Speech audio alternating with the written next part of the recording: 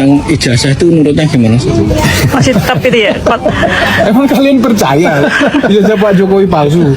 Emang omongan Roy Suryo dan kawan-kawan yang cuman omon-omon dijadikan alasan membuat mengatakan ijazah Pak Jokowi percaya gitu loh. Jadi come on, bangsa ini harus diberikan pembelajaran yang baik, yang positif. Masa omongan Roy Suryo dan kawan-kawan yang nggak punya bukti itu bisa kita jadikan bahan untuk untuk membuat republik ini gaduh ya.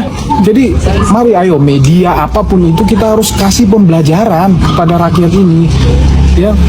Semua lembaga-lembaga negara sudah menyatakan, UGM mengatakan, Baris-Krim mengatakan ijazah itu asli benar adanya.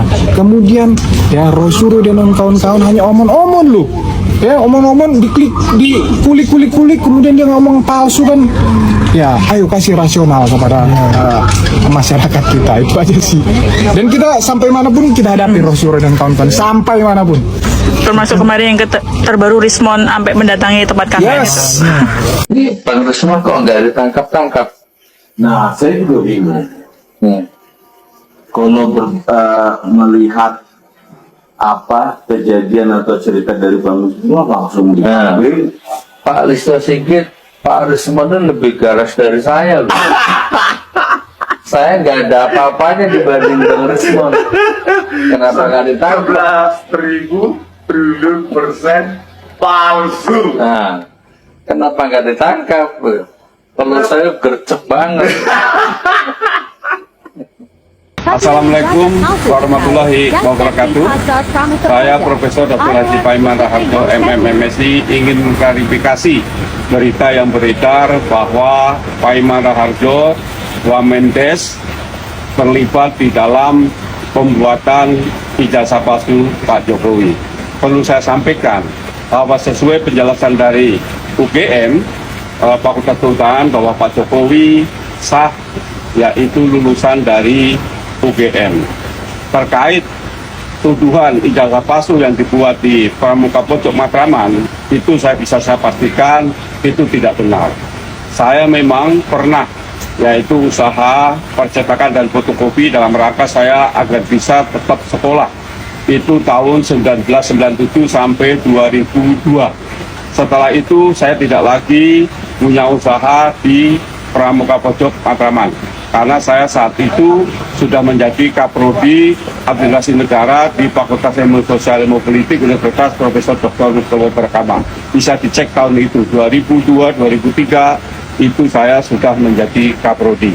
Jadi tidak benar jika ijazah Pak Jokowi itu palsu dan dibuat di Pramuka Pojok. Kemarin menyebutkan keterlibatan Anggit, keterlibatan David, keterlibatan Widodo, dan sekarang menyebut keterlibatan Paiman Raharjo. Saya pastikan bahwa itu fitnah yang sangat jahat dan keji. Saya kira segera bertobat dan mengakhiri, jangan sampai banyak orang lagi yang difitnah sehingga semakin banyak dosa yang dibuat. Saya kira itu klarifikasi dari saya. Wassalamualaikum warahmatullahi wabarakatuh. Gini Bang, Kalau ini Bang, kalau ini benar tanggapan Abang gimana dong sebagai orang yang menjadi korban dari ijazah palsu ini? saya sudah ikhlas, mau diapain Bang? Pinginnya Pak Jokowi di penjara nggak? Saya rasa beliau sudah dipenjara sekarang oleh hukum alam, ya, oleh hukum sosial. Saya nggak tega. Iya. Saya nggak tega kalau nuntut Jadi lagi. bisa memaafkan apa? Oh sudah saya maafkan lama. Tapi kan saya punya prinsip. Kan di dunia hukum positif juga ada. Oke dimaafkan, tapi proses hukum tetap berjalan. Kan begitu. Di dalam algoritma hukum Tuhan pun ada. Oke aku maafkan, tapi hukum alam, hukum Tuhan biarlah tetap berjalan. Karena Luar biasa ya. karena di posisi saya, Bas Bambang Tri, di posisi sekarang, kalau nggak memaafkan rezim, rugi kita, Bang. Oh kok rugi? Orang sabar itu disayang Tuhan. Oh iya. Orang ya. memaafkan itu lebih dekat sama Tuhan. Oh, iya. Nah, kita sudah menderita 9 tahun, Nggak minta ganti rugi Bang. terus kita nggak memaafkan, kan rugi, Bang. Ganti rugi sudah diganti rugi sama Tuhan lah. Oh, iya. Saya dipanggil, dilaporkan 3 kali, Bang. 3 kali dilaporkan, 3 kali disidang, 3 kali aset saya disita, Bang. Kamera, laptop, handphone. Itu kalau dikurus duit 80 jutaan bang. Itu sering kita sampaikan ternyata, tapi aset undang-undang aset perampasan aset koruptor nggak pernah disahkan bang. Aset saya dirampas terus bang. Nah jadi gini, pertanyaannya Bang Rismon tadi, saya jawab secara umum saja. Saya jawab secara umum ya. Saya hanya melihat dan menganalisa. Dulu ada orang berkata, ini guru pembimbing skripsi saya, masuk TV nasional 2017. Ini orangnya di sebelahnya. Dulu ya toh. Ini netral saya.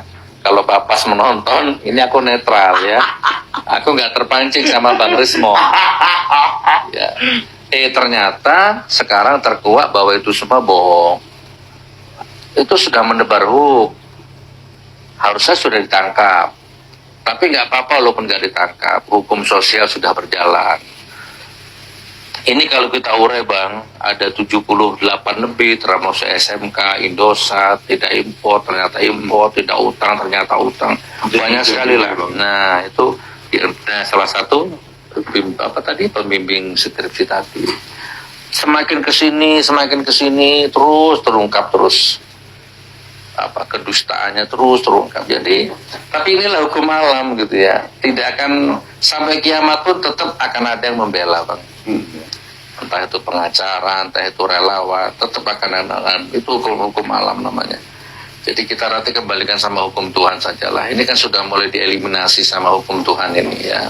Mana yang benar, mana yang membela kebenaran, mana yang membela uang, kan sudah lama-lama tereliminasi bang.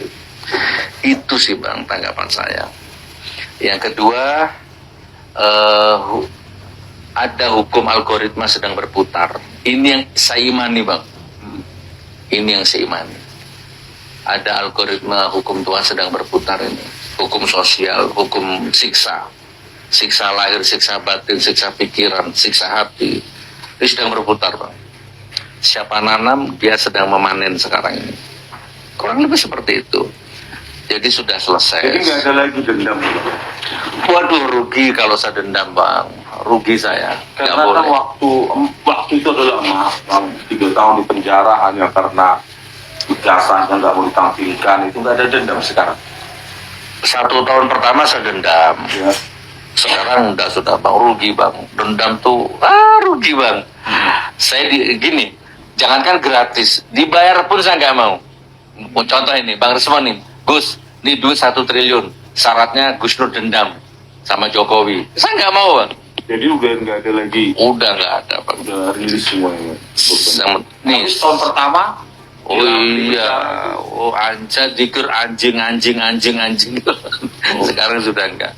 Allah Tuhan, Allah maafkan terus. Karena ternyata di balik ujian yang saya terima itu banyak sekali kebaikan-kebaikan yang menyertai bang. Saya di penjara, anak-anak sehat.